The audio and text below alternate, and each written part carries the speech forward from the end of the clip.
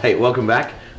We started a little bacon while you were gone, and we were discussing it. You're going to actually let me get hands in right here. Yep. So you're actually going to finish the coq au vin while I work on the soup. Okay. So do you want to remove the bacon? We'll get the chicken dredged in the seasoned flour, which is just an all-purpose flour with salt and pepper. We like kosher salt because you can.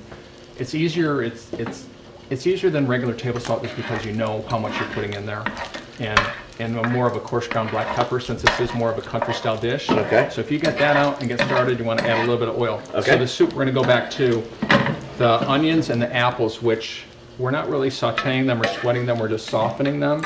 So there are 3 tablespoons of butter. You do not have to use the butter if you don't want to. To that, this is really low fat. It's a cup of skim milk, and this is all done like medium to low heat. About half a teaspoon of salt, half a teaspoon of pepper, a generous tablespoon of ground fresh ginger, and that's just ginger that I peeled and then just grated. So it's the liquid, it's all of it except for the skin. You want to get that flavor. About 2 cups of pumpkin, and this is just canned pumpkin. You certainly could use carrots, butternut squash, acorn squash, fresh pumpkin, any number of things. You could use a combination. You could use pears instead of apples. It all depends on what you like. So about 2 cups. And what we're going to do is we're going to use the entire can because I don't have a use for this right now, and we certainly don't want to let it go to waste. I'm going to turn the heat up just a little bit. And then this is the chicken stock which I made earlier. We're going to use 3 cups of this. We're going to save 1 cup for the coq au vin.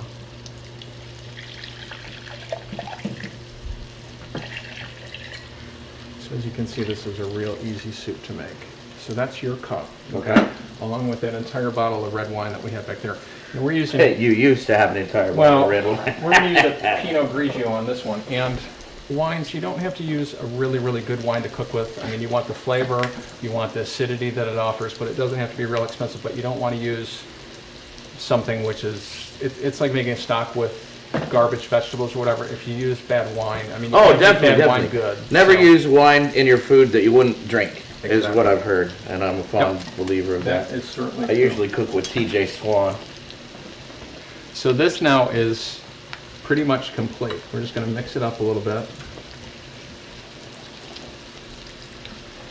And then what you want to do is you want to smooth this out. You can do several things. One is you could put it in a blender, although you need to be careful. You want to do it in small batches because as it blends, it's going to expand, and if the top blows off, the soup goes everywhere and it's very, very hot. That would be bad. Yeah, well, you know, even worse than that is it's just so sticky that it's going to, when it goes on your skin, it's not going to just burn you, it's going to stay there and continue to burn. Oh, right, that's true. We were talking about that earlier. Yep.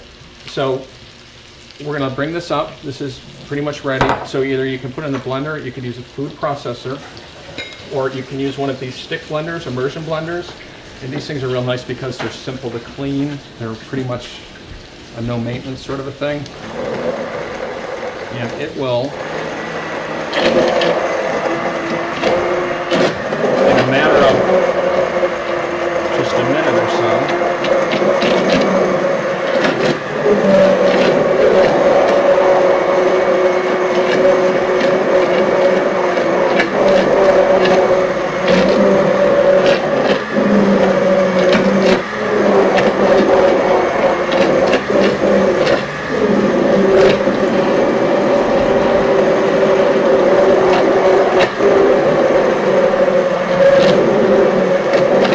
Things are great. Yep, they are.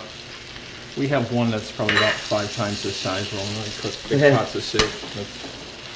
I'm gonna make sure to hold on to it because it'll jump right out of your hand. So this is pretty much done. We're just gonna go ahead and taste it and adjust the seasoning, which is just salt and pepper. That's it. So actually, would you like to tell me what you think? Tell Sure. me if you think it needs salt and pepper. Watch it. It's a little bit hot. Now, the other thing too is we can certainly thin it out a little bit. This is pretty thick. Probably could use a little bit of salt. A little bit, yeah. That's that. I think it's quite lovely. No one has really actually ever cared what I thought if it tasted. That was nice of you to ask. Thanks. You know, it's with a lot of things. the seasoning, the salt. It's better to season throughout the cooking. You do it in 3. Right. When you start in the middle and then you finish with it at the end, so you can't take the salt out once it's in there. You're done. Right. If you're heavy-handed, you're heavy-handed. So I'm going to add about another teaspoon of salt, and for me, I like the peppery flavor too. Yeah. So I'm going to give it a little bit more.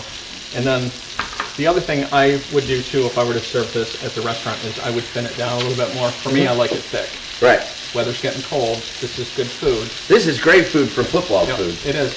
This one, make it on Saturday afternoon, and then Sunday, about an hour before you're ready for the game, toss it in the oven. You don't even need to leave it on the stovetop. And then start the game out by halftime. You've got chicken coq au vin. All right. You know what? You don't have to, just because you cook with wine, beer goes well with it too. So. All right, we're going to take a break. We're going to come back and kind of wrap all this up together and give it a tasting. So stay with us. This is always my favorite part of the show.